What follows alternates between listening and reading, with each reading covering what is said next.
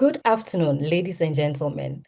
On behalf of APRI and the Mastercard Foundation, I warmly welcome you to the launch of three country studies on scaling youth-led green tech innovation and youth employment.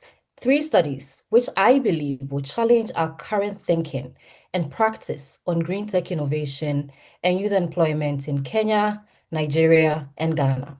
My name is Sewa. I lead APRI's Just Green Tech Transition Program, and I'll be moderating today's webinar. Across the continent, governments have set very ambitious climate targets. They have equally also set ambitious targets on entrepreneurship, innovation, and youth employment. In most cases, they all run as separate tracks. The policy assumption is that green tech can deliver all these ambitions at once. However, what receives less scrutiny is how that assumption holds out in practice. We do not yet have enough evidence about what is happening within these sectors and for whom. Who is innovating and under what conditions? Who is being employed, at what skilled level, and on what terms? Where is gender integration showing up? What financing is reaching who, and under what terms and conditions? These are some of the questions that APRI, with support from the Mastercard Foundation, set out to answer in Ghana, Kenya, and Nigeria. Over the last 2 years, our research teams engaged youth-led startups, ecosystem enablers, and policymakers in these countries.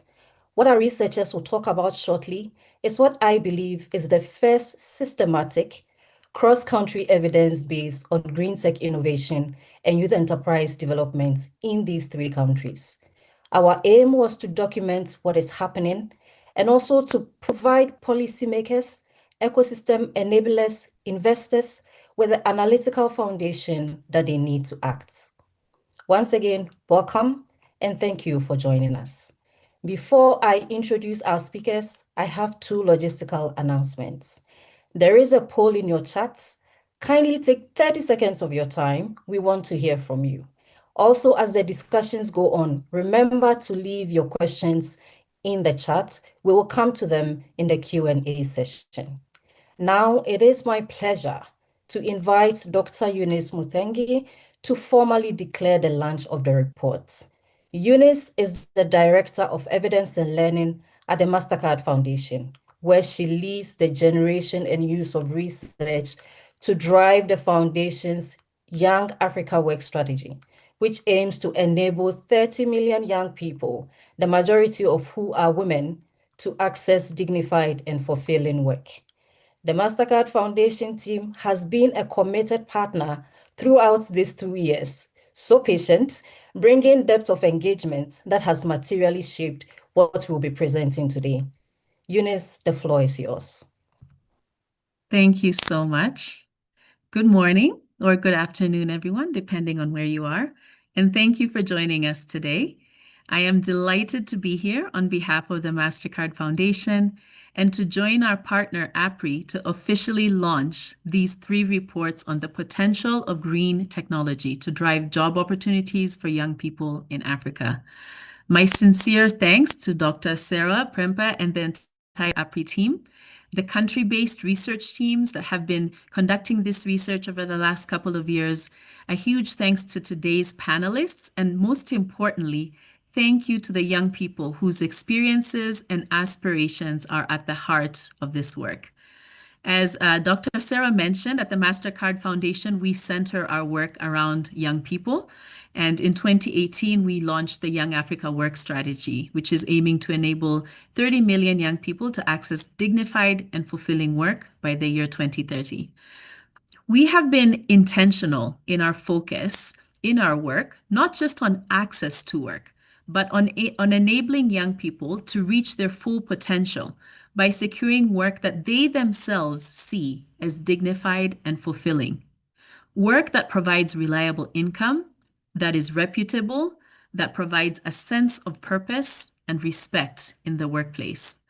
And we believe that the green economy sector has the potential to play a powerful role in achieving this goal. It sits at the intersection of three powerful forces that are shaping Africa's future. First, a young, talented, and very rapidly growing youth population. Second, accelerating climate pressure. And third, an urgent need for solutions that drive economic transformation. When we started this work with APRI a few years back, youth, employment, and climate were often seen as separate issues. They were sometimes treated as silos in the development and policy space. And the initial landscape mapping work that APRI conducted under this partnership confirmed that more needs to be done to align and coordinate the policy landscape to ensure that climate strategies foster opportunities for young people and youth employment strategies are aligned with the opportunities for young people. And these new reports from APRI go deeper into sector-specific insights in Kenya, Nigeria, and Ghana, showing us that youth-led, homegrown innovation in green tech has significant potential to drive job growth for young people while advancing climate solutions. From the insights that will be shared today, we see, for example, that in Kenya, the e-mobility sector is already strongly youth-driven, with young people making up about 80% of the workforce. But youth employment in this sector is concentrated in predominantly low and mid-value jobs. So without targeted interventions, the sector risks generating more jobs for youth, but not better, more sustainable ones. In Nigeria, we see, for example, that the solar mini-grid sector demonstrates strong job growth potential and has a relatively higher percentage of young women in managerial roles. But the financial instruments and products are often poorly matched to early-stage, youth-led firms and limits their ability to scale sustainably. In Ghana, climate smart agriculture technology is opening new opportunities for young people to work. That blends young people's innovative ideas and modern solutions with local and indigenous knowledge. However, youth participation, especially by young women, remains uneven. And education and skilling opportunities are not yet aligned with the needs of this emerging sector. Taken together, these findings tell us something important. Youth are already powering Africa's green transition, but systems are not yet supporting their journey. At the Mastercard Foundation, we see evidence as a tool for action. And these reports do more than to diagnose a problem. They help us to ask better questions about increasing opportunities for young people to access dignified and fulfilling work in the green economy. And so I really look forward to today's presentations and the panel discussion and to hearing your reflections and how we can turn this evidence into practical, scalable opportunities, not just for, but with Africa's young people. Thank you so much, and I look forward to a rich and productive discussion. Back to you, Dr. Sarah. Thank you very much, Eunice, for your words and most importantly, for the Foundation's vision and partnership that made this collaboration and this new data possible. Now the reports are launched and they are available in the chats for you to access and are also available on the APRI website. We will now deep dive into them through a panel discussion, but before that, researchers from 3 countries would be giving us the key findings and recommendations. We will begin in Kenya and Nigeria with a presentation from Abel. Abel is the Chief Research Officer at Clean Tech Hub. His research focuses on the political economy of decentralized renewable energy and energy for development across the continent. Presenting the Ghana findings is Mr. Bismarck Owusu-Norte. Bismarck is the acting ED of the Peasant Farmers Association of Ghana. He has done critical work on major continental frameworks at the Africa Union level. Gentlemen, you have the floor.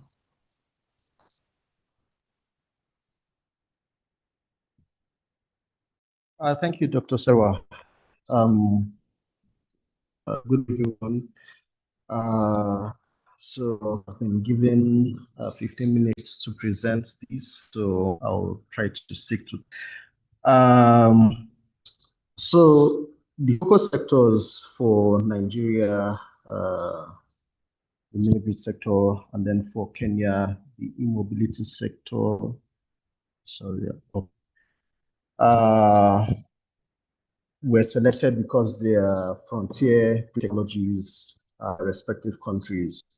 And part of the goal, of the major goal for the report was to look at the creation of youth employment across these green technology sectors. And the study is focused on context, barriers, and enablers on youth employment when it to the sectors across Africa.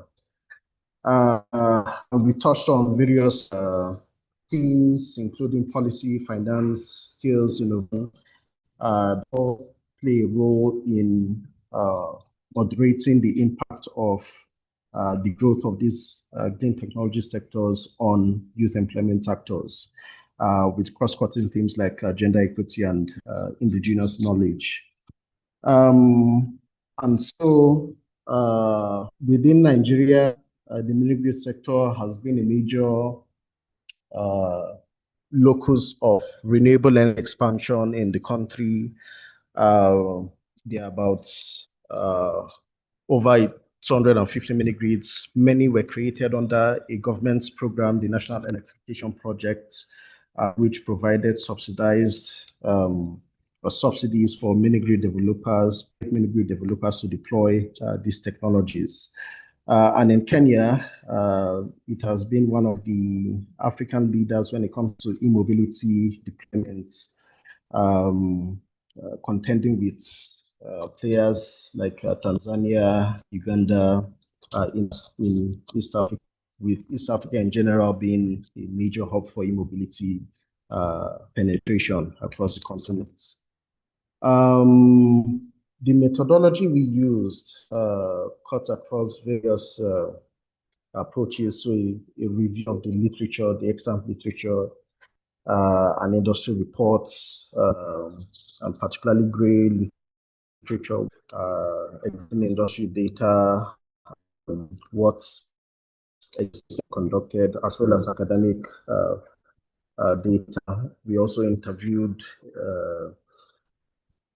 scores of key informants, relevant stakeholders in each industry, and then created the data sets based on desk research on the combination of desk research and the interviews on great companies in Nigeria and e-mobility companies in Nigeria to see what the genders of the CEOs, what the ages of the CEOs are, and so on, the year and so on. And then we conducted policy reviews, analyzes all this data quantitatively, qualitatively.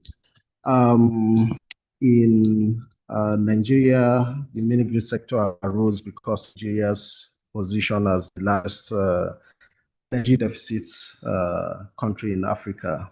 So over 90 million lacking access to electricity. And so from 2018, particularly the mini-grid sector accelerated after the mini-grid regulations were put in place in 2016, and the National Electrification Project was created in 2018. But right now, youth make up about 82% of full-time staff in many companies. So there's a lot of young people among those employed in these companies. But in terms of women, full-time employees represent around 34%, but 50% of management staff. There's also a lot of financing that the sector requires, up to at least $8 billion to connect people with solar. And right now, after the NEP, a larger project emerged, the DARES project, Distributed Access Renewable Energy, scale-up project, $750 million, which is expected to install about 1,200 additional mini-grids. Within Kenya, from just 65 EV registrations in 2018, you have data from the NTSA showing 9,144 registrations in 2025. And there's potential for jobs to grow from 5,000 direct jobs right now to about 80,000 by 2028, according to various projections. And if there's strong government support, it could be up to 300, over 300,000. But right now, young people make up the majority of Kenya's e-mobility workforce, 81%. And when you look at the distribution of the companies, almost half of the company CEOs are under 35, the age of 35. So it's fairly youth-led in terms of both entrepreneurship and employment. And most of these companies were founded fairly recently. So there are many of them are early stage companies after 2017. But women hold only 17% of these CEO positions. So there's a difference between leadership and employment when it comes to gender.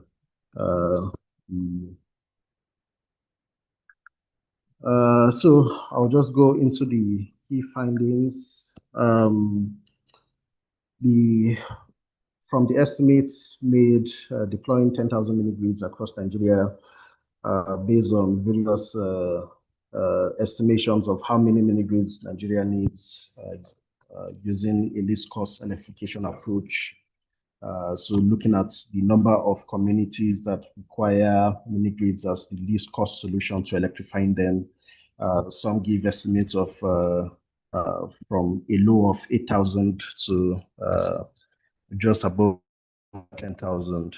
But since 10,000 was part of the target for the rural electrification strategy and implementation plan, we used that to make these estimates of 212,000 direct full-time informal and productive use jobs that may be created from the mini-grid sector and spanning across various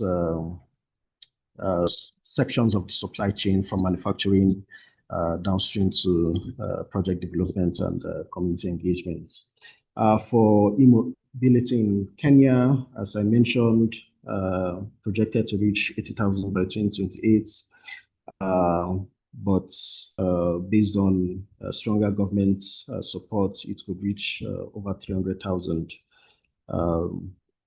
And these cuts across assembly, so from the upstream to the downstream, after service, maintenance, and charging infrastructure.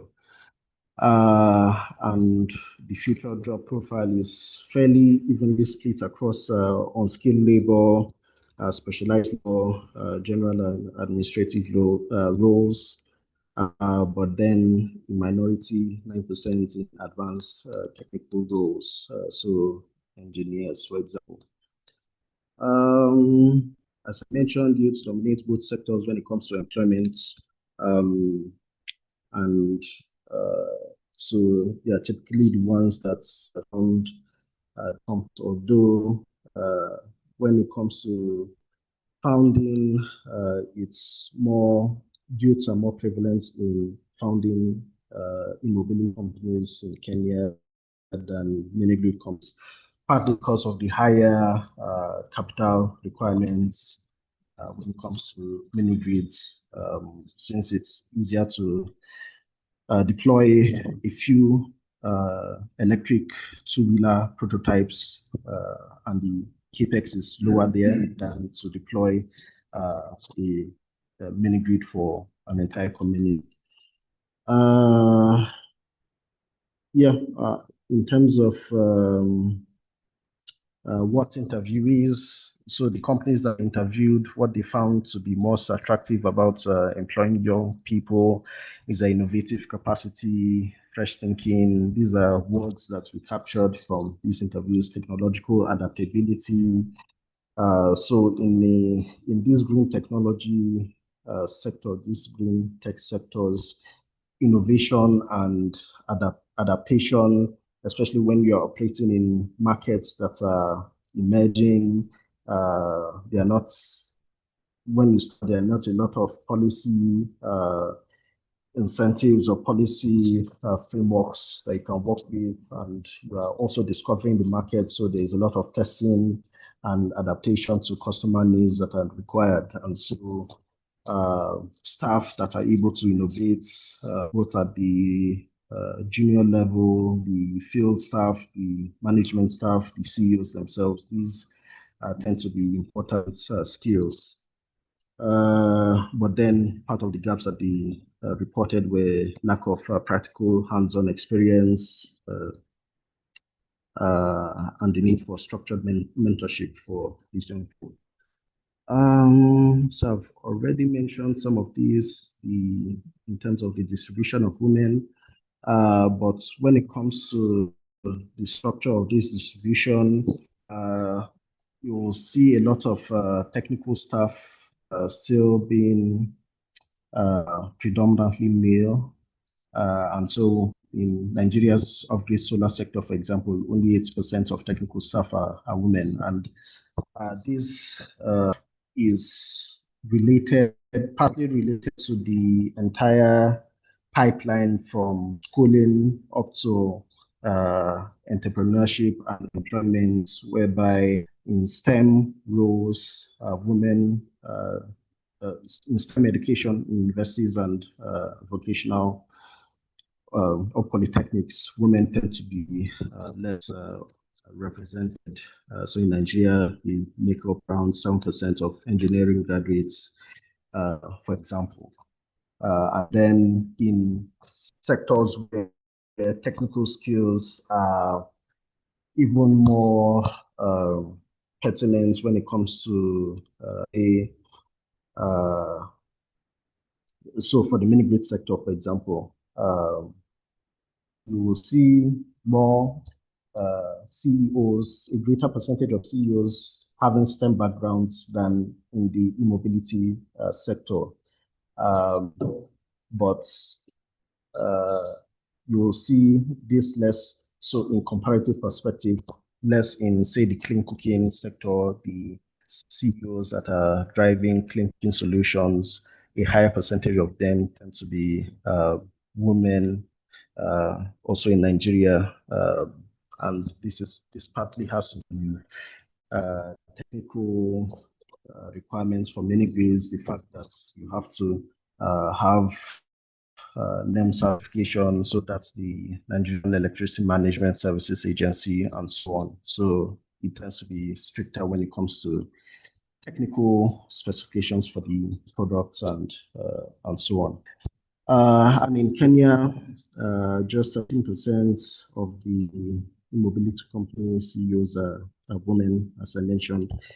Again. And there's also the challenge of financing. So the people who tend to be, if you look at the organizational biographies of the companies that are leading e-mobility in Kenya or mini grids in Nigeria, you'll see a lot of stories about people who were previously in an adjacent sector, whether the oil and gas sector or the power industry in general, which are largely male dominated.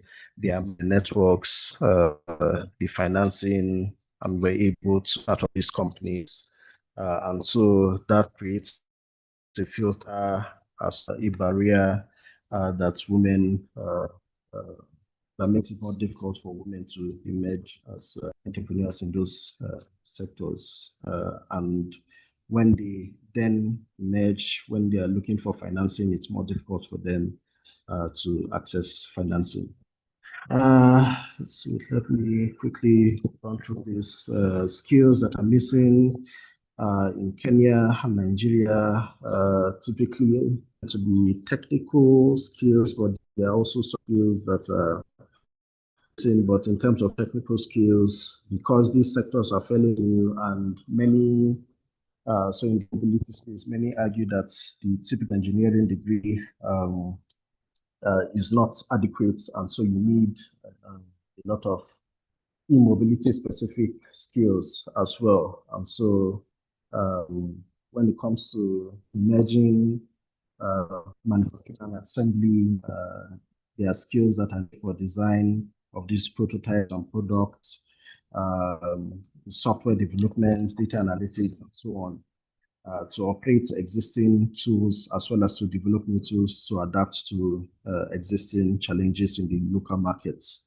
A similar situation exists for Nigeria, and part of the one cross-cutting issue is that of semi-skilled local artisans that may be involved in the installation of mini grids or the maintenance of electric vehicles. The fact that although the companies often require, say, secondary school certificates to engage them, career mobility often depends on whether they're able to get a certification, whether it's stronger vocational certifications or professional certifications. And so opportunities across these areas have to expand to absorb these local technicians. I'll just keep this because of time.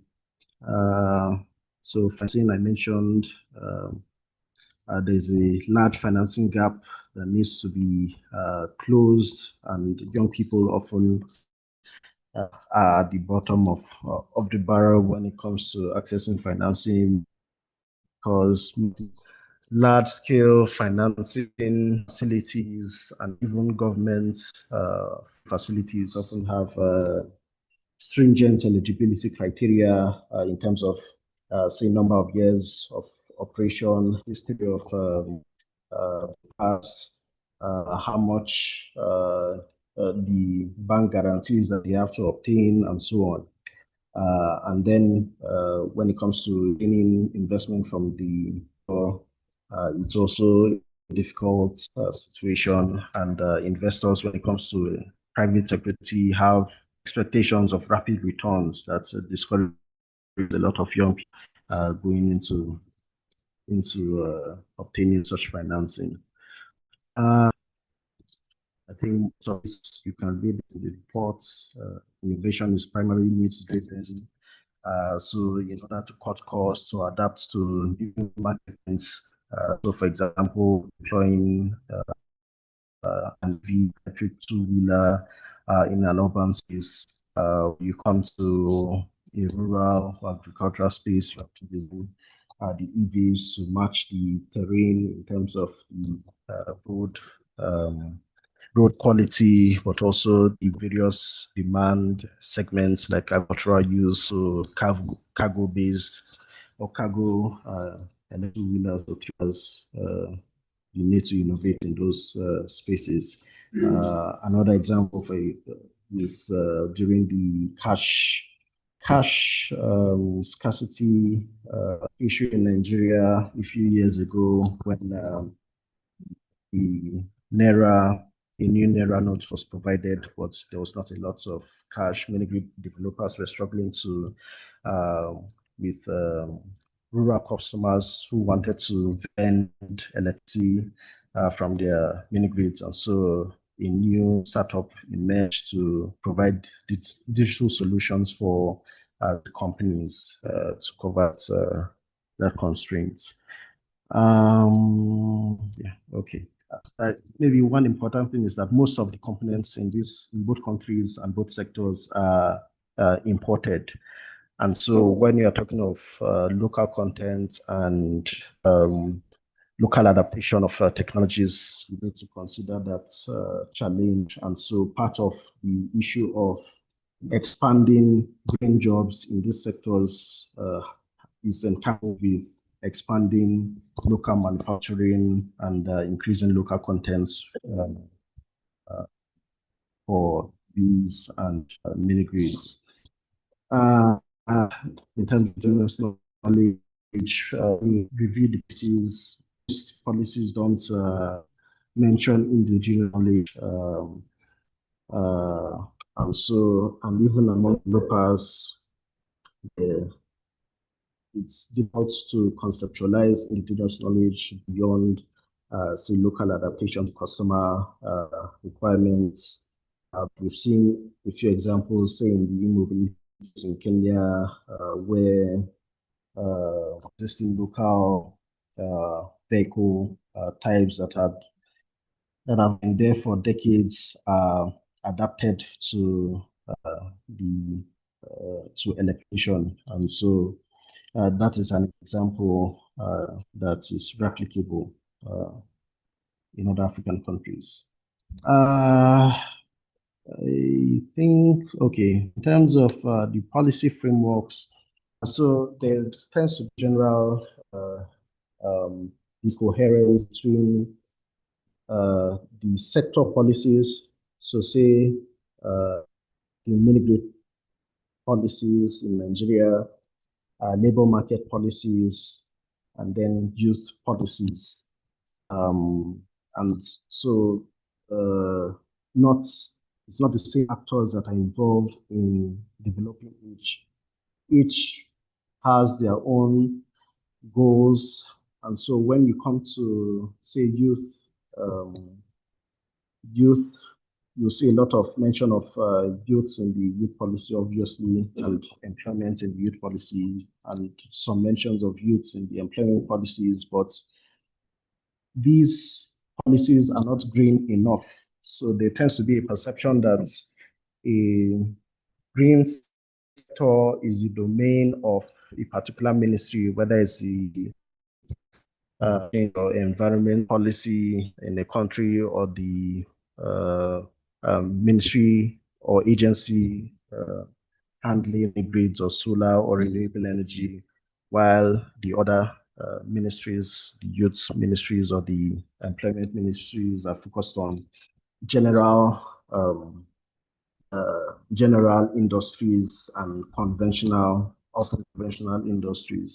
So they talk about agriculture and so on, but not really a lot on green jobs. And also the instruments specified in the green sector policies are often not aligned or amplified by the youth or employment policies.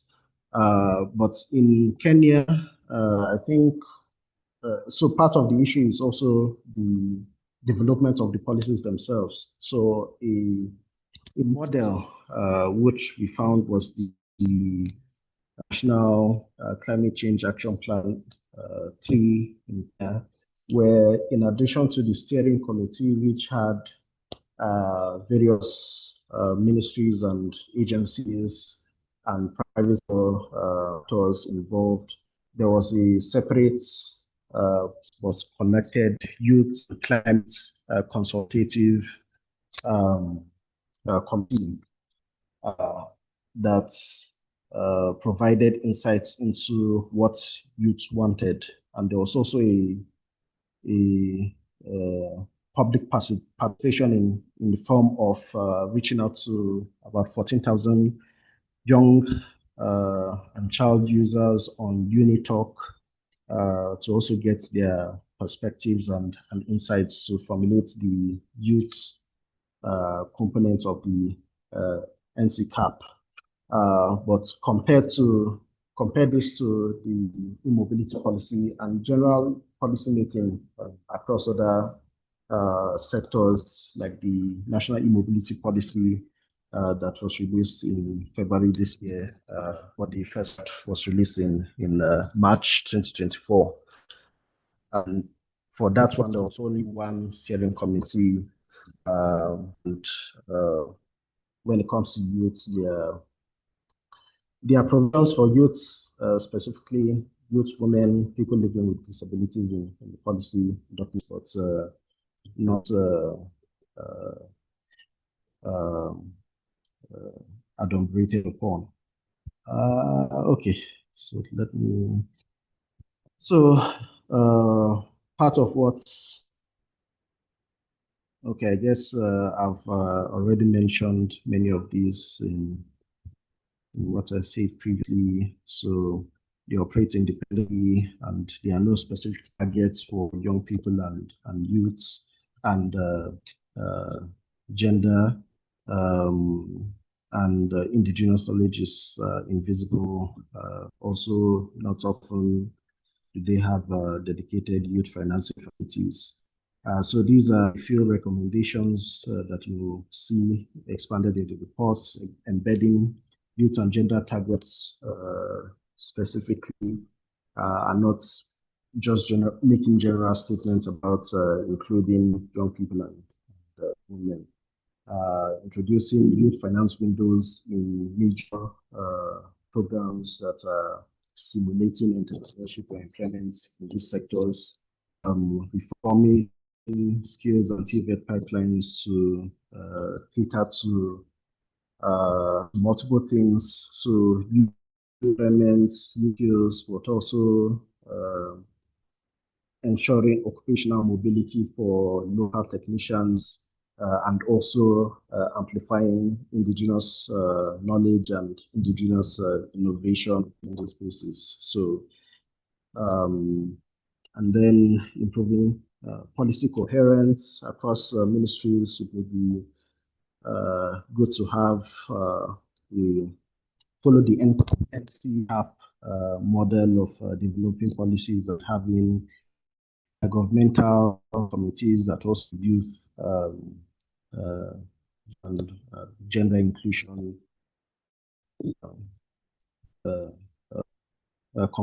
subcommittee, and then supporting an acceleration for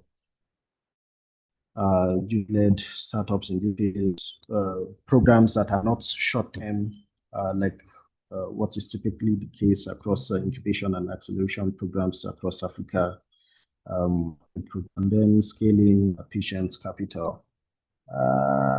Okay, my time is up, but this is the last. So this just gives additional recommendations. Industrial associations themselves to set up, just as they have working groups on various topics like finance or charging infrastructure, whatever. Also have working groups on youth and gender and other inclusive groupings, and also finalizing. So this recommendation on finalizing the EMOC was at the time when we only had the drafts, but the final policy has been released in February 2026. It's in terms of the provision, youth, women, and people living with disabilities, it's the same, just with the addition of 3 additional measures. So these include ensuring that EVs and EV infrastructure are widely accessible to youth and people living with disabilities. So they added a demand side accessibility measure, and then targeted programs to equip these when it comes to skills building and so on. So I think the conclusions are fairly the same. Yeah, I think this is all right. And maybe lastly, when it comes to indigenous knowledge, we also need dedicated programs, whether within championed by the mobility associations, association in Kenya, or the Renewable Energy Association of Nigeria, or the African Developers Association, research centers in universities, so pursuing this compass as they are engaging in collaborations, fund in mobility research and training embedded in such programs. Yeah, I think should be enough for now. Thank you.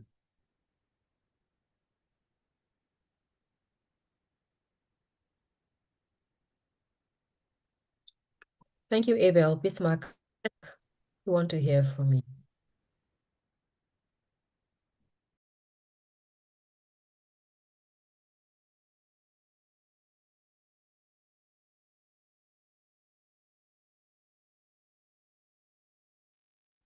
All right, Dr. Sewa, thank you very much. And let me just share my screen. I hope it's visible, right? Yes, it is. Right. So thank you very much, and good afternoon here from Ghana. So I'll be presenting on green tech and then youth employment in Ghana. And I'll be focusing more on the climate smart agricultural technologies and the nexus between that and then youth employment in Ghana. So my presentation will be in 5 levels. I'll just give a brief background and context of the work, the climate change pressures we experiencing in Ghana, and the current youth unemployment situation.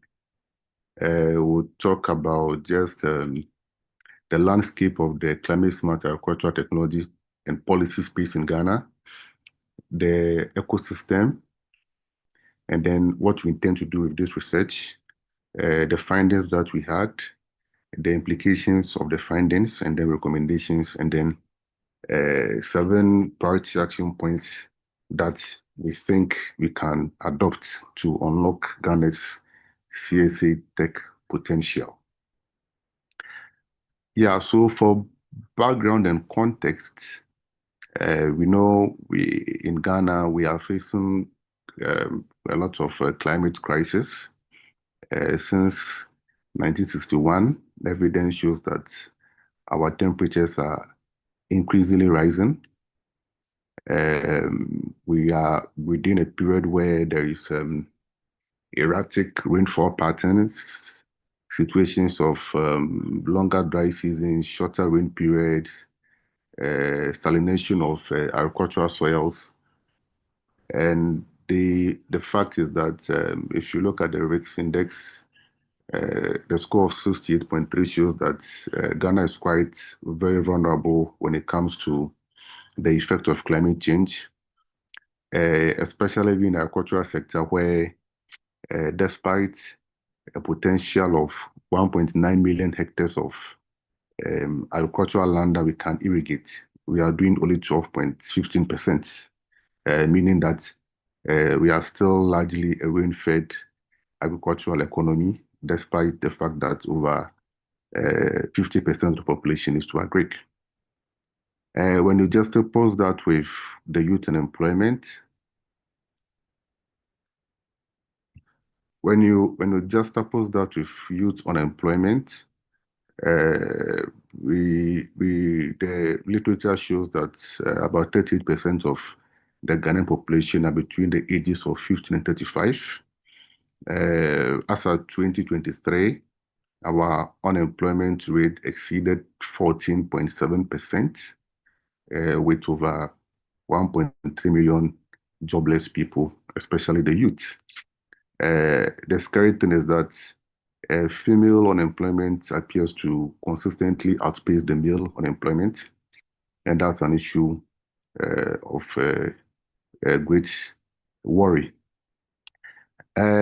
If you look at the what climate smart agricultural technologies can do, it has the potential to offer a dual solution. So on one breath, we are looking at addressing a climate crisis, whilst on the other breath, we are looking at creating employment for the youth. It's unfortunate that according to the United Nations, Sub-Saharan Africa remains the least ready for frontier tech adoption, meaning in terms of infrastructure, in terms of the systems, we've not done very well in that. So the study we did seemed to explore the context of this situation. We looked at the various policy frameworks in Ghana. We also spoke to startups We spoke to 10 of them. We spoke to policymakers. We spoke to accelerators. We spoke to development partners to understand the realities that they face. We also wanted to know the extent of how indigenous knowledge is being applied within the context of innovation. We also try to look at the challenges and then the reforms that we need if we are to ensure that we take advantage of the CS opportunity in terms of addressing climate change and also addressing youth unemployment. The methods we adopted, there was a literature review of documents and policies. I spoke about the stakeholder interviews and then the startup service that we did.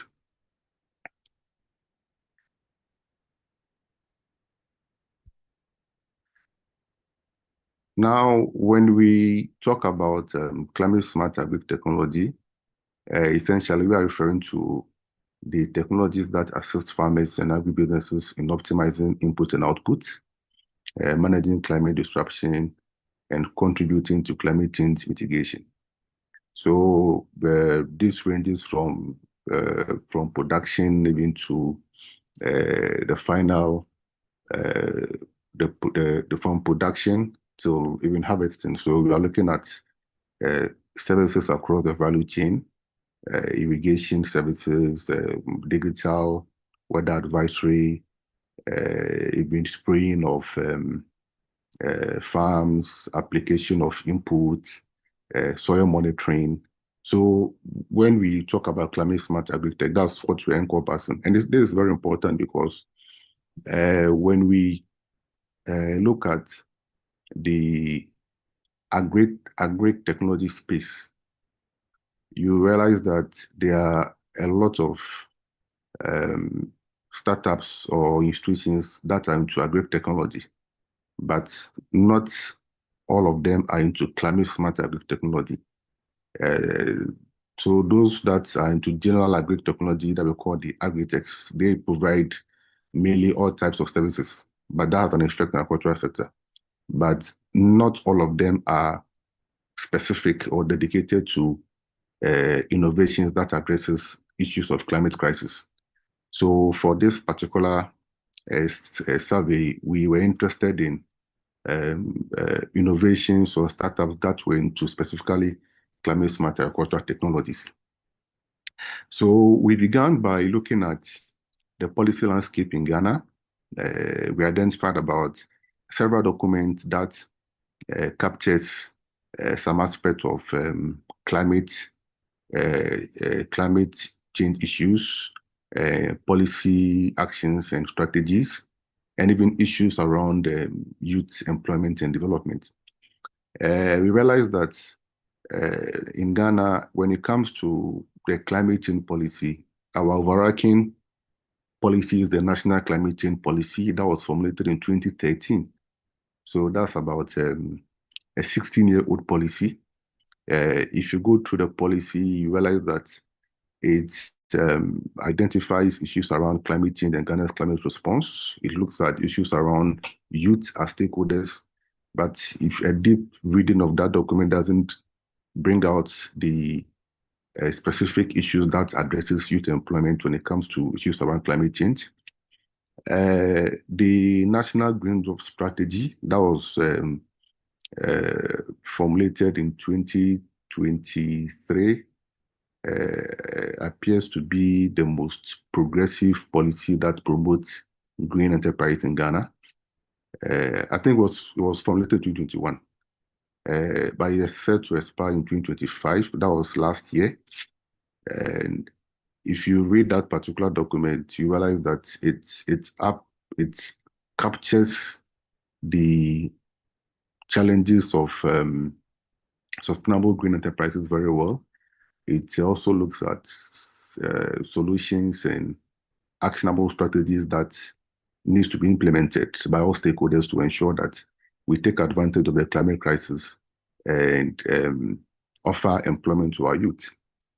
We also have various policies on youth employment.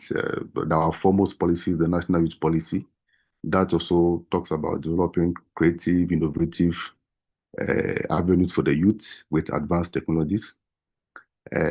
However, that policy also lacked very specific interventions for climate smart technology implementation. Other policy frameworks that we have included one that is being led by the Ministry of Food and Agric. So there are two main policies: the National Climate Smart Policy for Food Security Nutrition, and then the Investment Plan. If you go through those policies, you realize that there are specific targets. However, there's no clear mention of how the youth unemployment should be addressed with those particular policies. And then we have the digital economic policy that is also being driven by the Ministry for Communication and Digitalization.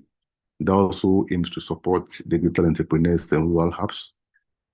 All these policies are very broad and generic in nature, because when it comes to specific issues of climate smart agricultural policies, you realize that most of them are found wanting.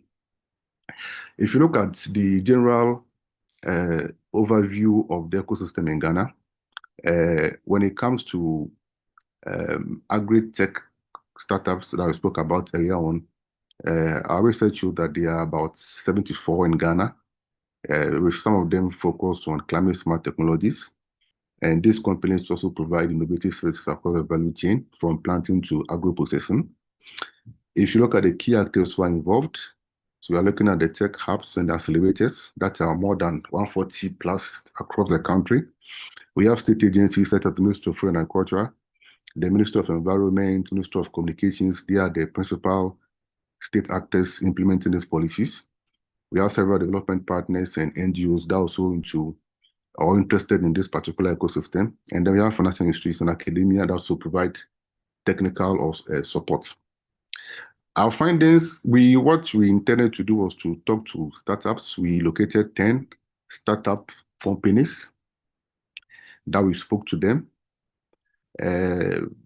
Out of the 10, the companies were, as at the time we did a survey, they were all under 6 years old. They were all headed by very youthful people. They're creating about, they were giving 61% direct employment to male employees.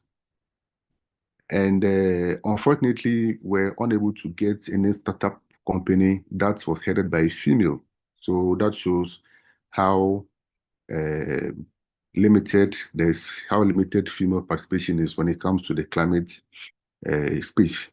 So these startups that we spoke to, they offered several solutions. Some were doing it through AI-powered irrigation, precision agric, waste conversion, and digital weather services. Now, when it comes to our analysis of the policy environment with these startups, because first we wanted to find out how these startups were, one, involved in a policy space, two, how does policy even address their respective issues, and three, what is the way forward on that?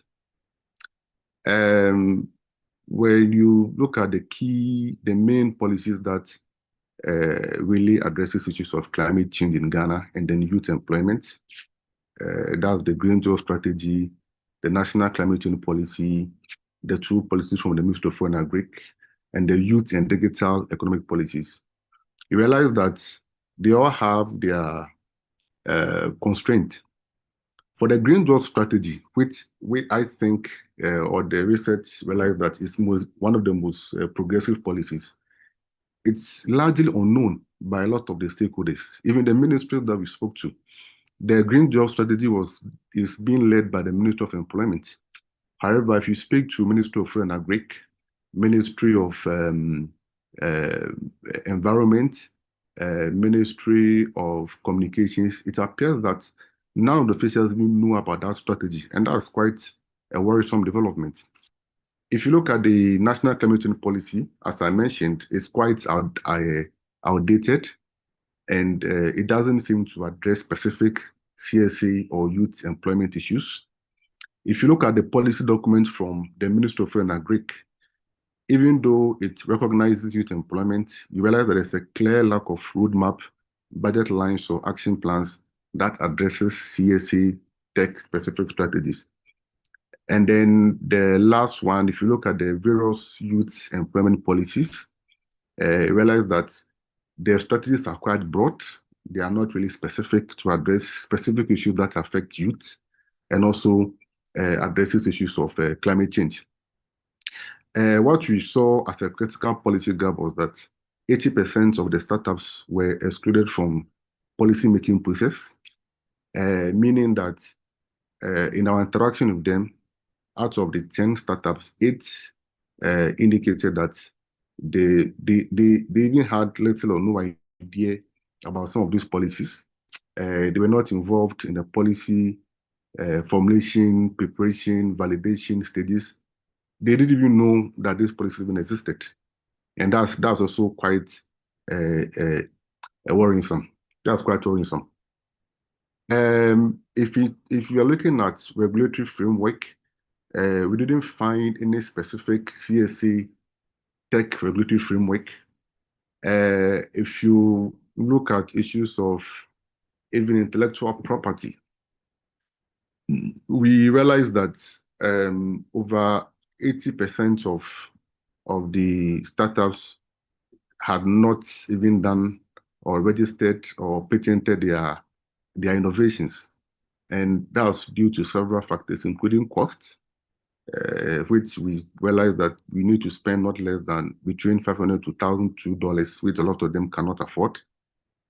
And when it comes to even registration with the Registrar General Department in Ghana, the processes are quite cumbersome, where the companies indicated that because they knew somebody within, they didn't go through the normal process, because the normal process, when you go through, it takes over a year before your registration is through. So those are some of the issues that the startups were facing. So as I spoke about the policy exclusion, only one had confirmed that he was involved in the policy-making process. They indicated that they were not invited to participate. They didn't even know the process was going on. Others even indicated that even though they knew, they were not even interested, because Ghana's problem is not lack of policies. We have a lot of them, but they are not working. So there's no need to go and make any additional input to it. However, public officials insist that during the formulation of these policies, the youth are involved in the process. Then another constraint I realized is the funding constraint. Generally, in terms of funding to Ghana startups, it fell to 81.6% in 2023, which means that the funding space is gradually shrinking in Ghana. If you look at the startups, only 10% or just one actually confirmed that they have received any support from government. The rest of them mean they have to rely on grants for them to undertake their innovations. The general financial outlook in the country, as at the time of the report, wasn't really helpful. Interest rates were as high as 30%, making taking loans to finance your project very, very unsustainable. The country's economic outlook wasn't great at the time, even though today the situation is a bit better. And most of the startups needed between $30,000 to $500,000 to scale up. And you realize that locally, they cannot access this kind of money, so they need to rely on funding. Now, even relying on that is a problem, because if you look at the technical and operational challenges, they mentioned that there is a low proposal writing capacity, where averagely, when they write 10 proposals, only one is accepted. And that's even for those who have been successful. So most of them are even not able to access a lot of funding from grants. And that's a big challenge. They also spoke about high import costs. So those who are using the infrastructure, most of them are not produced in Ghana. They have to import them. Ghana's import costs are extremely high. Data is extremely expensive in Ghana, and it's also a major problem for them. I spoke about the switching process and the economic conditions that were not favorable. And then one of the major barriers too was market access, where for those who have been able to produce an innovation, realize that farmers are reluctant to adopt and pay for those technologies. With my work as with farmer organizations, the farmers will prefer, once they are not known to that technology, they will prefer to start on a small scale. Even in some instances, they will prefer to have free gifts until they are comfortable before they start paying. And even for the payment, there's a threshold. If they know that the payment that they are going to pay for the services do not match what they will get in terms of their final produce or output, the incentive to pay for those things are very low. So that's one of the major constraints that these people face. And then when it comes to their market management of their own startups, you realize that even attrition is quite high, where those that they employ, averagely 70% of them leave within 1 year. So it means that consistently they have to be recruiting and training new staff. I just wanted to emphasize more on the financing because that was the major problem. As I mentioned, just 1%, just one secured state funding, 80% rely on grants. And I spoke about the major economic outcomes that was not making it very, very convenient or conducive for these startups to access them. When it comes to indigenous knowledge, it's more about how the startups are able to integrate local content into their products. It appears that that is averagely high, with around 60% local content in the kind of stuff that they do. However, there are issues with indigenous knowledge that needed to be addressed. The fact that it is uncertain, because most of them are just oral information that they have to use. The fact that it is not, a lot of them are not scientific, where there's a definite formula to use. So that makes it a bit challenging. The fact that it is oral means there's no documentation process, so transfer of knowledge sometimes gets corrupted along the way. So this is one of the things that came up with the IK integration. And we're looking at how there was a need to begin looking at documenting these practices and incorporating them into educational system and having a much more bigger collaboration between knowledge holders of traditional knowledge and then the modern technologies. So generally, this is the findings that we had from the survey. So you could tell that there's a very youthful CEO range. They employed 98.4%, which are mostly the youths. 35% of females were employed. We felt this was quite encouraging because the average employment for females within the South region was around 28%. So 35 wasn't bad. I spoke about the funding drop, and then I spoke about the youth attrition. We also spoke to the accelerators such as KIC, Mastercard, UNICEF, who are critical enablers. They bridge the gap that is being led by government. And as I mentioned, most of these startups, they rely on these accelerators for funding, as we realize that they are not able to source that from government. We also realize that when it comes to women participation, it's not been deliberate. We didn't see, apart from one program that is being run by the AU, which is even not very popular. Most of these programs that are being run are generic. They encourage all sexes to apply, so it doesn't matter if you're male or female. There's no special dispensation for women, and that's something that we needed to work on. The key implications of the findings indicate that yes, we have the policies, but there are some lags that we need to work on. The policy framework shows that we could achieve a lot, but the policies do not specifically respond to the specific needs of these people. So, for instance, if you have a policy framework that deals with the fact that youth shall be given, youth shall have funding opportunities, but you do not create a system where you have you should not set up funding institutions that are specifically targeted for the youth. Then it means that even though that policy is on paper, practically it's not in existence, and that's something that has been the bane of our policy environment in Ghana. The green jobs, as I mentioned, is the perfect framework. However, it remains largely unknown and unimplemented. If we're able to implement that, we are sure that we should be able to close the youth employment gap. We spoke about the funding, which we feel that it must shift towards an accessible, locally anchored mechanisms, and where issues of indigenous knowledge we think should be embedded and should be formally documented and leveraged. I mentioned that women participation, we need to have a targeted support for women. We don't need to have generic supports. However, we need to have specific targeted intervention for the women. If, for instance, we need to set up institutions that closely or work exclusively on issues surrounding women in CEST technology, I think those things will help instead of just having generic interventions in place. So what were we looking at? We're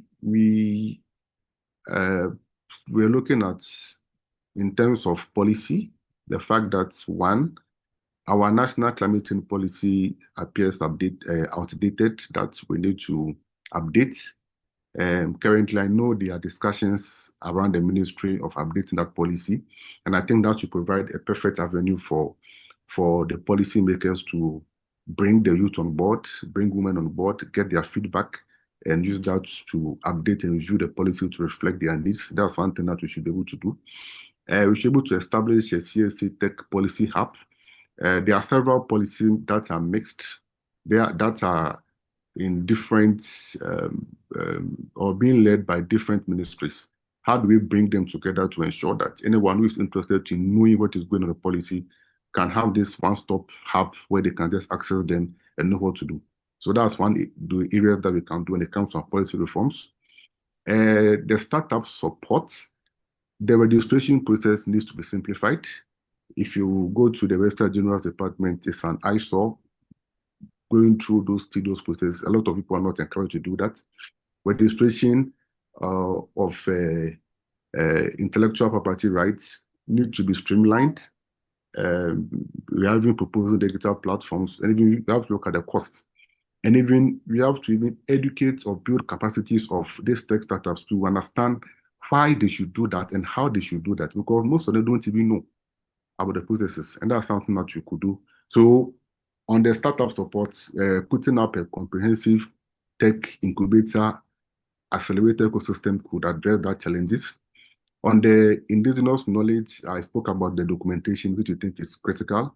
There's one University of Winneba, that have started something. I think there needs to be deliberate across all academic institutions in the country to document this indigenous knowledge and see how people can tap into those knowledge and not only rely on the oral transmission of this IK.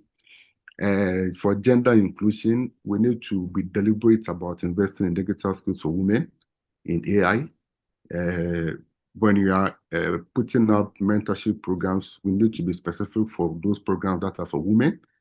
For financing, there should be specificity for financing. Sorry, Bismarck, I have to step in. You have 2 minutes to round up. Thank you. Yes, I'm almost done.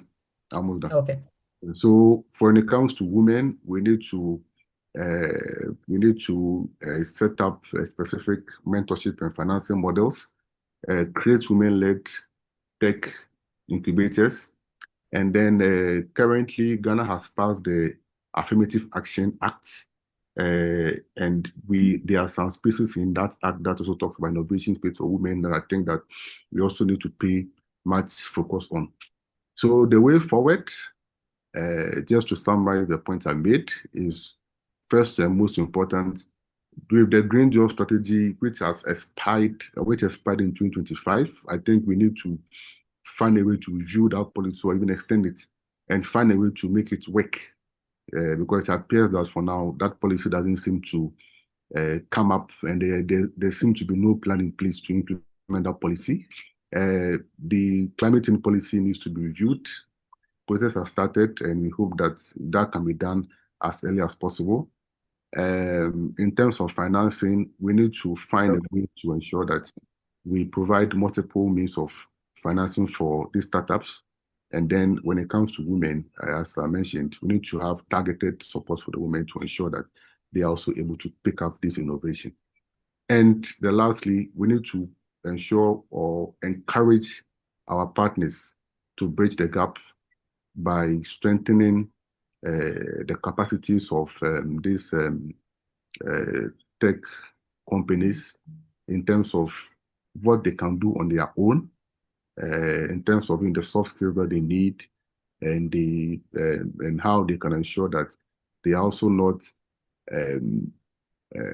working in silos, but they're also exploring what other tech companies are doing across the world, and they can use that knowledge to also help with the work that they are doing. So in a nutshell, that is the work that we did, and I thank you all for your attention. Thank you very much. And thank you, Bismarck. Thank you, Abel, for the thought-provoking presentations. 3 countries, three different economic contexts, and also 3 different ecosystems, but they all seem to have similar findings across. Overall, we see the youth are active, self-starting innovators, but they are doing so mostly in survival mode, bootstrapping with grit and with limited policy support and financing. We also see that the skills infrastructure has not exactly kept pace. Youth inclusion has predominantly become market outcome and not really a deliberate policy achievement. And for indigenous knowledge, which has so much potential that could improve current innovation that is happening in these ecosystems, are still informal, undocumented, and not connected to the formal systems that should be learning from them. To interrogate these findings in depth, I'm joined by 4 practitioners. Each represents a different dimension to the evidence that has just been presented. And I would quickly introduce them because we are fast behind time. I will start with Dr. Adedoyin Adeleke. He's the Executive Director of Green Growth Africa, a Pan-African institution focused on inclusive, climate-resilient economic development.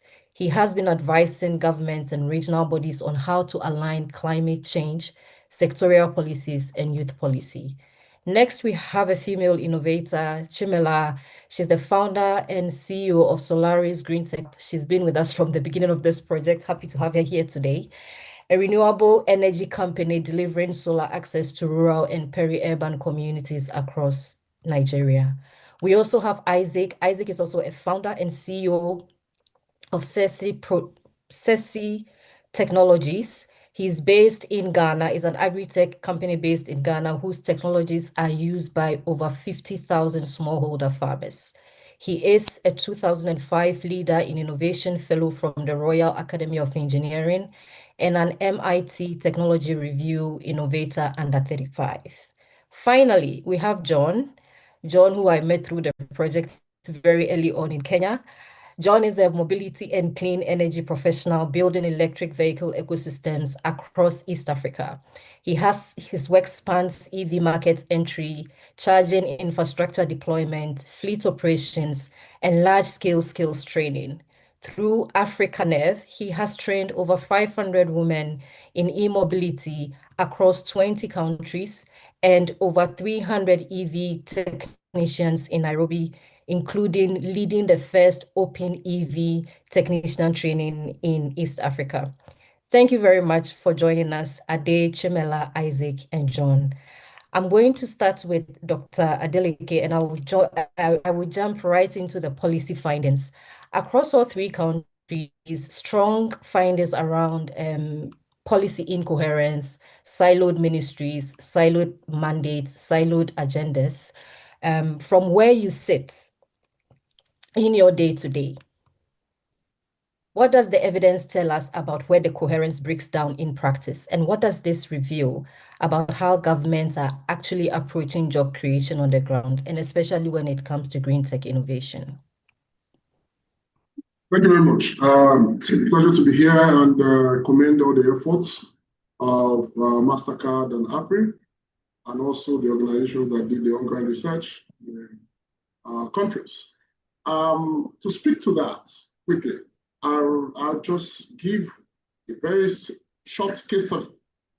Now, one of the issues I would have loved to mention, if we were to speak more broadly, is the fact that when we talk about green technology, we realize that in most of developing countries, particularly in Africa, is a pocket of majorly one technology. In Nigeria, it's just solar. Why? Whereas there are potential for several of them. Now to the case study I wanted to mention, which is the first, what is supposed to be the first wind energy project in Nigeria. That project has been on for the past 14 years, precisely in Katsina State, somewhere in the northwest, I think it's northeast of Nigeria. It's been on for 14 years. Now, so many issues why it has not been completed. But I just mentioned the ones that are relevant now. One is that at a point, it was started by the federal government. And then the state government of Katsina said, no, we have the mandate over lands. In Nigeria, management of land is within the purview of the states. So the federal government had to transfer it to them at some point. After some years, so many things happened. Now they are fighting back to get it back to the federal government. Now, that's highlights an issue around vertical incoherence and lack of coordination in policy and institutional framework.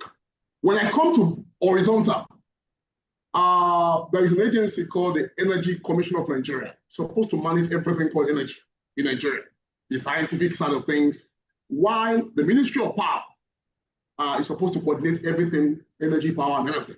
So the agency is supposed to be within the Ministry of Power. As I speak, the agency is reporting under the Ministry of Science and Technology. Now you find that so it's difficult for them to work together. So when there are lack of coherence and coordination within the political and institutional frameworks, you find that projects lacks behind. I tell you something, the first energy master plan in Nigeria took more than 10 years to get approval. I did not say to be developed. Together, I can give you the dates and stories. All right. So by the time they approved it, they realized that the assumptions within the policy framework that they did 10 years ago is outdated. As of that, I'm talking about 1993, 2003. As of that time, our private players were coming into energy sector globally. So they had to go back, even though it was approved after 10 years, they had to go back and write technically. So it's a lot of backlog. Private sector, multilateral organization, donor company organizations could be doing a lot. But you see, if the government is not supported, if I should put it that way, or if the government is not doing enough, we'll have a play. I'll stop there. Thank you very much. And thank you for sketching government struggling to work with governments. And when there's a quest for supremacy, and when the elephants are fighting, it's the grass that suffers. So it's quite clear. I'll move on to Chimela, a female-led innovation. Across all three countries, finance was a key issue. What is the real experience for you? I would love that you share specific moments from building Solaris, where there was real demand, the technology was ready, but the financial realities actually determined what you could or could not do. And in that instance, what you think a better designed instrument would have allowed you to do. Hi, Shoa. Please confirm you can hear me. I can hear you. Okay. Thank you so much. Thank you to be here. I'm super excited to be here. And thank you for the question. This is one conversation I love having because, of course, as a female startup founder, and of course, playing in a male-dominated space, it has always been, and there are lots of ups and downs. So just a little bit of background. I run a renewable energy company, Solaris, here in Nigeria, and we mostly deploy clean energy solutions to rural peri-urban communities that are disconnected from the grid. And our model is simple and unique, such that we identify these rural communities, these peri-urban communities that are disconnected from the grid. Mostly their energy needs are quite simple. However, they need energy, basic energy to light up their homes, charge their mobile devices, and and all of that. So but this set of people cannot afford the energy solutions in the market. Now, our model also involves that we work with a lot of young persons, create employment for them because they mount the goods as the goods agent. And this model requires us to give out those goods to them on on a lease to own model. So which means that we have to produce the systems, these solar kiosks, these solar hubs, and give out to these young persons who pay back in bits. And of course, this model requires a lot of capital. It's capital intensive, very capital intensive.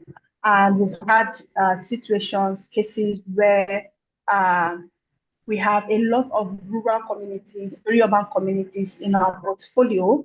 However, we do not have enough capital to deploy, all of our solar hubs, all of our solar booths across, these rural communities. And of course, it comes to a point where you need access to funding, where you need to get money, you need to get funding to be able to finance this. Now, for us, one of the issues, one of the typical issues, so we had this community that has, always been reaching out to us. So first of all, we try to establish relationship with community leaders, and then we get to request for a solar booth or solar kiosk.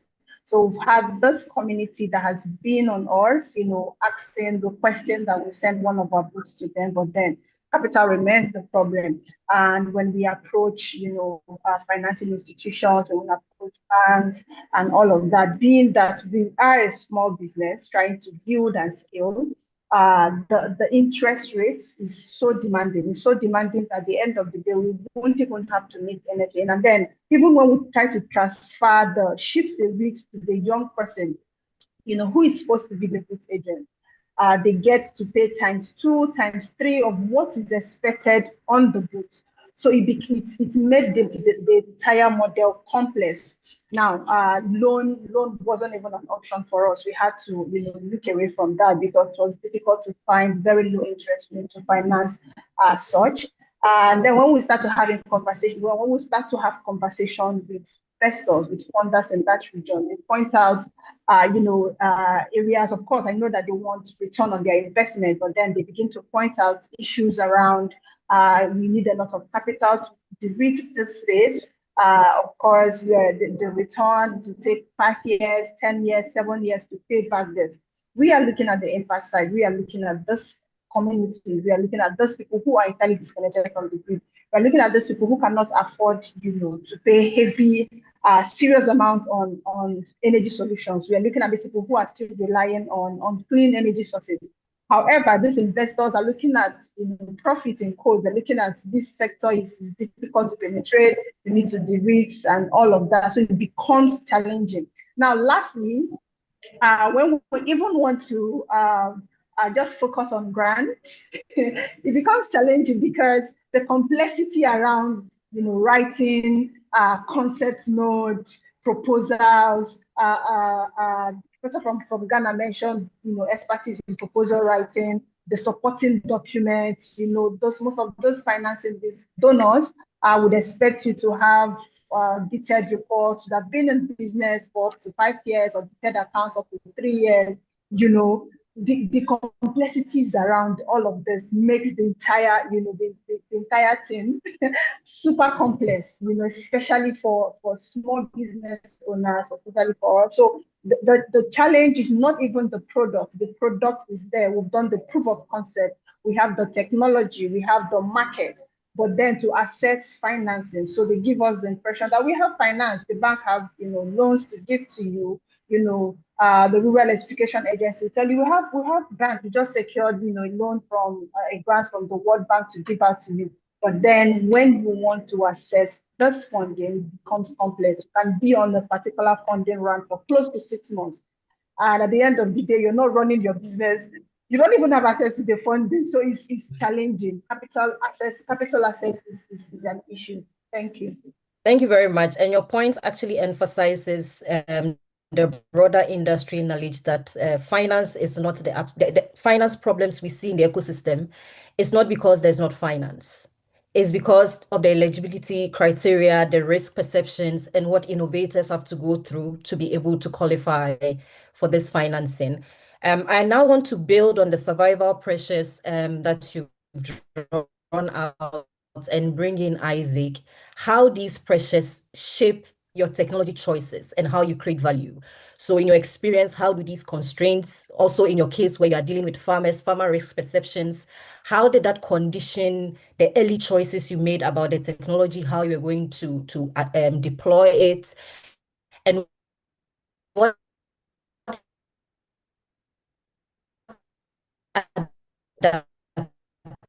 adaptations became necessary as you progressed in the... Okay. Hi, can everybody hear me? Can you hear me? Yes, I can hear you. Okay. Thank you very much, Sewa. It's been a wonderful session so far. So just as an introduction, I am the founder of CEST Technologies, and at CEST Technologies, we develop a suite of hardware and software-led innovations around post-harvest management and soil health. And we currently have more than 50,000 farmers in Ghana and beyond that are using our technologies. My case is actually an interesting one because I started as a research engineer, and so our technologies have been mainly driven through formal research and development. And my company was actually founded to commercialize the output of a research and development projects that I did with the Kwame Nkrumah University of Science and Technology, where I worked as a research engineer. Nevertheless, once you get into the field and you get into the market, you have to take everything you did in the lab, squeeze it, and then throw it in the trash because it's a totally different playing field.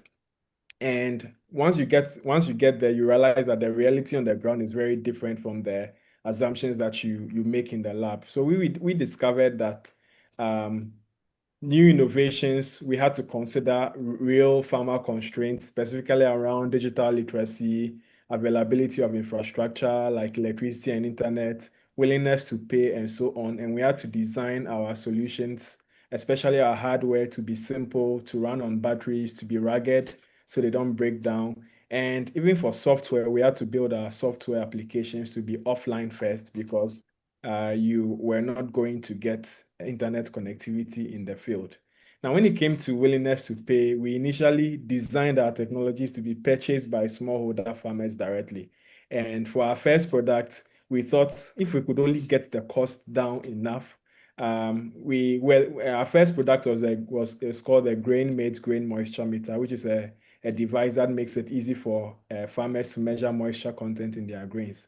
The first version we built cost us at the time about $100 to produce, which was very expensive for smallholder farmers. So we were like, you know what, if we could figure out how to bring this cost low enough, then farmers were going to buy. So we figured out how to bring the cost down by over 50% and still be able to make a profit so that smallholder farmers can afford. But we discovered one very harsh truth, and to put it bluntly, farmers don't care about your technology. They don't care about your technology. So they will not pay upfront for your technology. So we had to adapt our model from thinking about trying to sell directly to the farmer from a B2C model to more of like a B2B2C, where there are other people that they work with, or who are suppliers and so on, who would be the ones that purchase the technology, but the smallholder farmer was the beneficiary of that technology. So they are not, the smallholder farmer gets to benefit from the innovation without necessarily having to be the ones that paid for it, because it was so difficult to get a smallholder farmer to take money out of their pockets to buy anything. So we also had to explore other models, such as deploying our solutions through an agent network or through services. So we have a soil testing solution called FarmSense, and rather than sell the soil sensor, definitely smallholder farmer cannot pay for it. We were deploying it as a service through agents. So if you wanted your soil tested, you could call an agent and then they would come and test your soil for you at a fee. But that meant that we now were not only building the technology, but also the business model as well. So like the innovation was coming both from the technology, but also from the business model, which makes it even twice as difficult. And I will say that finding the business model that worked, given all of these constraints, was even harder than building the technology itself. Now, when it comes to risk perception, farmers are very skeptical about black box tools, especially tools that they cannot understand. So when you even look at our soil testing technology, we have a version that you could run just from your smartphone.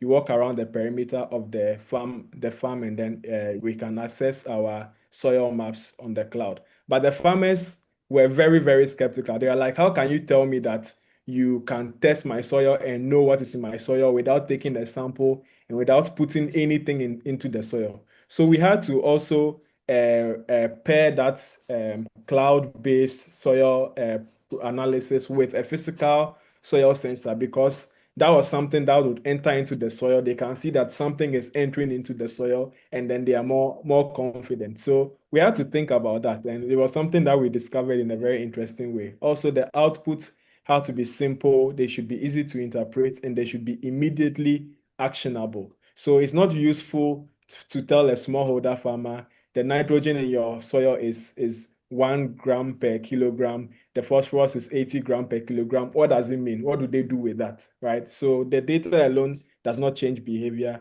It's more useful to him to tell him, okay, the nitrogen in your soil is low. So when you go and you buy your NPK, you take this amount and you put it near every plant. That is more actionable than telling him the nitrogen in your soil is 1 gram per kilogram. So we moved from raw data to recommendations, because data alone did not work. And finally, as we started to see sustained use now, our biggest adaptation had to come from shifting from let's say like a device first or a technology first mindset to more of like a system first approach, so that we're not only selling hardware or software, but it became part of a broader service that we're offering, including advisory and so on. Because in the end, the farmers want to see outcomes. If I adopt this technology, will it improve my yield? Will my losses reduce? Will more money come into my pocket? If you cannot answer yes to that, then whatever technology or whatever solution you are selling is not useful. So those were all of the things that we discovered and that we learned in deploying climate smart agricultural technologies in smallholder farmer settings in Ghana, and the adaptations that we had to make in order to make our solutions useful and relevant for the market. Thank you. I guess your local knowledge came from adapting your formal knowledge to fit the broadly farmer perceptions and day-to-day and lived realities in order to make your technology fit for purpose. Now I will delve into the skills conversation. Across all the 3 countries, it was one overwhelming finding. But John, I want you to bring it home when we look at the Kenyan context and also broadly across East Africa. What do these jobs actually look like on the ground? Because there's a bubble. The youth are leading, the youth are in positions, the youth are major players in the sectors. But on the ground, how does it actually look like? What skills do they require? What are the training pathways? And how does it look like in practice? And what are the sharpest gaps when it comes to advanced skills? Because we see that they are mostly in entry level and technicians. If they want to go to the top level, what capabilities and skills are required? Thank you, Sarah. Thank you, APRI, and thank you, Mastercard, for having us here. I'll just go straight into it. Currently, when you look at it, the skill level is quite low in terms of the types of jobs that are there. So the jobs are not what you would call, quote unquote, very advanced. So, but, and this is the argument I'd really like to make, it is a function of where the industry is right now. We are right at the beginning of deployment for a lot of companies. Currently in Nairobi, we have about 25,000 EVs, motorbikes. Now, these 25,000 motorbikes, most of them are very brand new, meaning that they have not really developed problems, etc., etc., etc. Right? The more the bikes, the more the vehicles, the more all those things are deployed, the more we will need and have a need for high-level electrical engineers, high-level mechanical engineers, high-level. And I think that is very important in this conversation as we continue. In terms of the process of what do we do next? I am currently at a GIZ workshop whereby we are in the process of building up a curriculum, and the curriculum will come up with an EV technician. So what we're doing right now in terms of Kenya, I think that's the right approach, whereby now we're trying to formalize some of this. We're trying to formalize the process. So hopefully by the end of the year, we expect to have an EV-ready curriculum that young people will be able to use, that then they will be able to actually join the industry. So yeah, in as much as we do have some people in terms of the skill levels being low, we expect the number of vehicles and the number of motorbikes to be able to increase. And because of that, we have already started working on the things like the curriculum development. This curriculum development we expect now to be rolled out in the TVET. The TVET now will then be able to generate young people who will then be able to go and take up these jobs as the technology is increasing. I hope I'm clear. Thank you. Yes, I'm happy to hear that there's already action happening and the youth are being remembered and engaged very early on. I want to come back to Dr. Adeleke. You sketched beautifully the first time how government is struggling to work with government and how policy incoherence manifest. Now, I want us to talk about the nature of youth exclusion on the ground from your work that you do with governments and ministries and the youth itself. What is the form of inclusion that you are actually seeing? And what does that reveal about the limits of the current policy architecture and market structures that we have in these ecosystems? Are they even fit to deliver the kind of youth inclusion that we want to see? Okay, thank you. It's also very simple, honestly. So when you say Africa, for instance, as 70% of young people, so it means that 7 out of every 10 people in Africa, I'm just taking it for instance, 7 out of every 10 persons in Africa are young people. It also means that in decision-making process from top to bottom, from down to up, should be 7/10 of all high-level positions should be given to the youth. But what do we see? I sit on a couple of platforms where, if you check my profile, probably on Wikipedia or something, you'll find a couple of first in this, youngest in this. Now, those things sound good when I look at it at a personal level, but that's a selfish one, all right? It's rather an embarrassment when you look at it at system level, where there are committees, there are members, high-level decision-making, and you are the only young people speaking. It means youth tokenism. So what we find around, check all government, national governments across Africa, check the number of people that are less than 35. As I speak to you, none in Nigeria that is less than 35 as a minister. When you go to agencies, I'm in doubt. Maybe you'll find some under 40s, maybe you find under 45, but there are also few. So there is, you see, but I need to mention this. Like politicians who speak, power is not served a la carte. Nobody will give us space. We have the one to go grab it. How do we grab it? Maybe we're not so good. I mean, we don't have the powers, because to become at the politician level, you have to have history of baggage. Permit me to read that one. All right. So we have not had time to build those competence, but with our solutions, disruptive. We have to be disruptive with our solutions. And one thing I will say, I wish I was trying to look at, I don't know whether it's deliberate to have quite a few people here. I really wish this is the kind of discussion you're having here. It's kind of disruption that probably could be live streamed, and a lot of young people should listen. You see, the thing is this. I tell people, please permit me to say this the way I will say it to young people when I meet them, is that, you see, gone are the days where you need somebody in power to assist to help push your solution. The world has been democratized. Taking over the media, the social media space, if they don't listen to us in the office, if they don't respond to our letters, if they don't attend our meetings, they will say on social media and they'll compare to attend to us. So to answer your question in brief, I'll say that what we have around is youth tokenism. A few persons have been lucky to find spaces, but that's not what we're looking for. We're looking for youth leadership, young people taking leadership, being at the end of affairs in making critical decisions about our lives, because most of those decisions are about us. Go to climate change.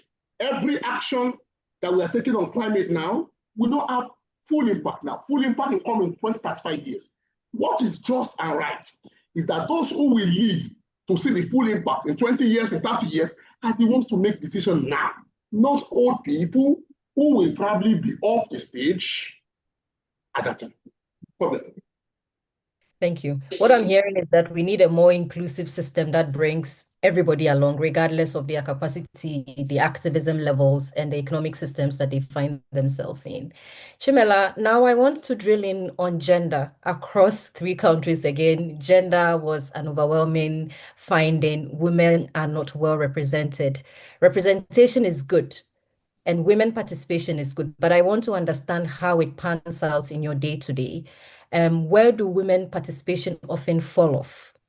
What points? Is it at the point of accessing capital, in technical roles, when they need to clarify the nature of risk they are in, or when they are in need of ecosystem support? And what does that tell you also about the gendered constraints that operate in the ecosystems that we studied? Okay, thank you so much for that question. So I'm going to start to answer the question. I'm just going to take a bottom-up approach. Now, starting from the ecosystem support, I think we have a lot of that, especially for female, owned businesses, which is a challenge to me. I was discussing recently with a team. So we have, lots of ecosystem support that doesn't necessarily translate into real action.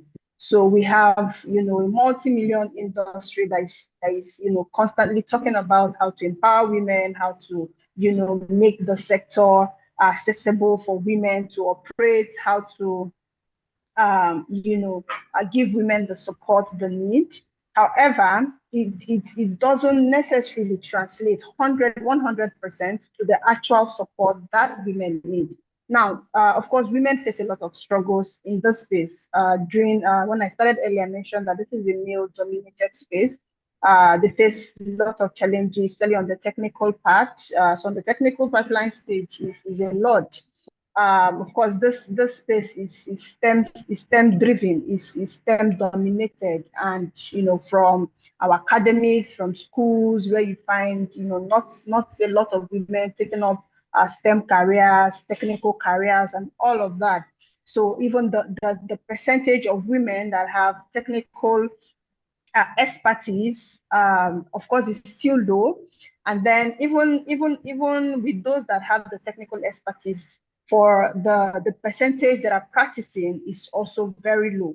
So we have that challenge, that's very huge challenge. Now, still on the technical part, I think is a thing with the society, because I run an engineering company, solar company. So we have those interactions with a lot of stakeholders. There are some stakeholders you interact with, you engage with, and being a female alone gives this, it just gives us this energy that shows that maybe you're not technical enough, to meet their requirements or their needs.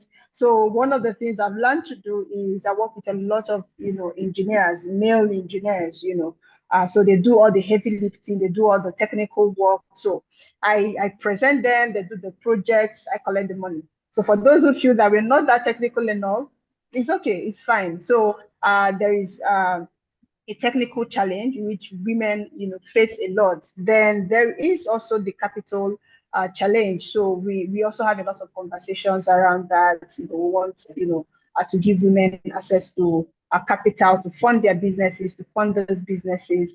However, we also overlook a lot of things that I mentioned earlier. Accessing this capital is a lot. Is just a lot.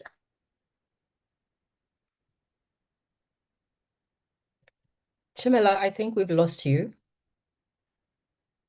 As we wait for Chimela to come in, I will move to Isaac. Isaac, I want to jump into the solutions round because we are almost out of time. If you had to design one flagship intervention for youth-led, allowed.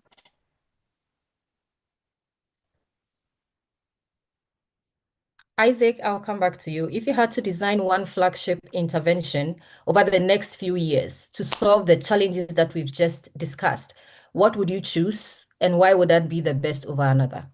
Chimela, I think we lost you, so I jumped into Isaac to come in with the solutions round. Okay. All right. Thank you very much. I was enjoying your presentation, Chimela. Yeah, so I think that usually when we ask about what solution, what if you can bring one solution that will change everything, everybody talks about we want funding, we want funding, we want funding, which is true, but I feel like everybody has heard that. And so I wanted to go from another angle. Look, there are lots of really great market-ready innovations that have been developed out there, but our experience, and which is the experience of a lot of other climate smart agricultural startups, is that the market does not appear ready to adopt these technologies at a scale in which it makes it viable for startups for a lot of reasons, either because of a lack of knowledge or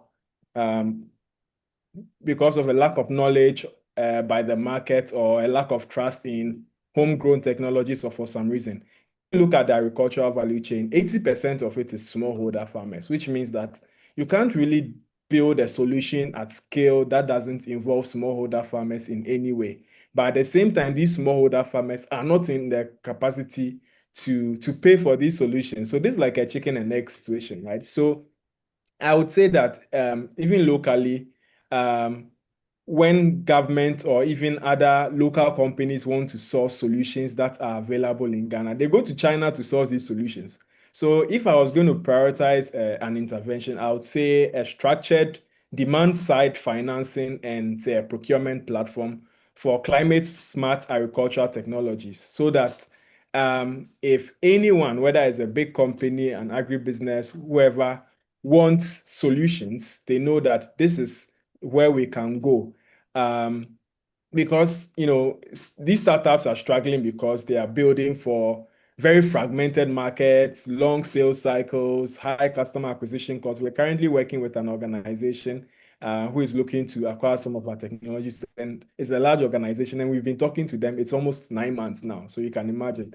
And so the fact that a good and useful technology has been developed doesn't mean that the market will be lining up to pay for it.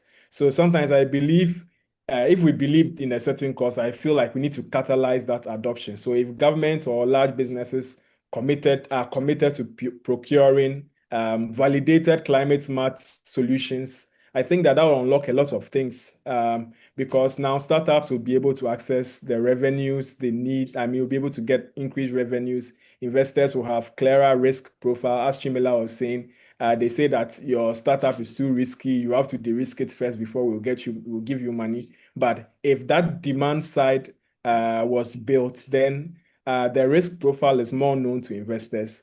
Product developments can be anchored in real deployment, because now if I'm going to develop a new technology, I do my research, but I pray and hope that it will take off, right? Because there isn't that established demand to say that once I can build this and I know it works, I know that there are systems in place that gives me a channel or a pipeline towards adoption by the people that have the funds, or the people who have the pockets and can afford to pay for this. So in short, I'm saying that we need to fund demand and not only innovation. And once we can build reliable demand, I believe that will unlock a lot of things that will have ripple effects along the whole value chain.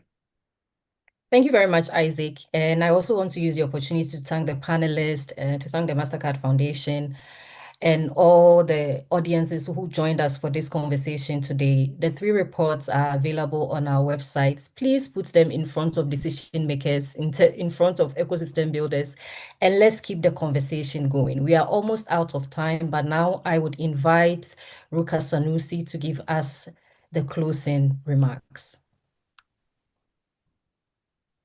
Thank you so much, Sarah. Can you all hear me? Yes. Okay, wonderful. First of all, let me just thank everyone from the entrepreneurs, all the researchers, and the practitioners for such a valuable conversation. It really has been very insightful, and I'm so heartened to particularly hear about what the entrepreneurs like Isaac, who I know are doing, and how they're pivoting, how they're changing the business model to respond to the needs of the sector. I credit the researchers. I think they've clearly laid out the potential of this sector to provide solutions for this continent, whether it's job creation, whether it's addressing issues around gender, and and really harnessing the power of that we have in the youth. And we've talked a lot about the constraints.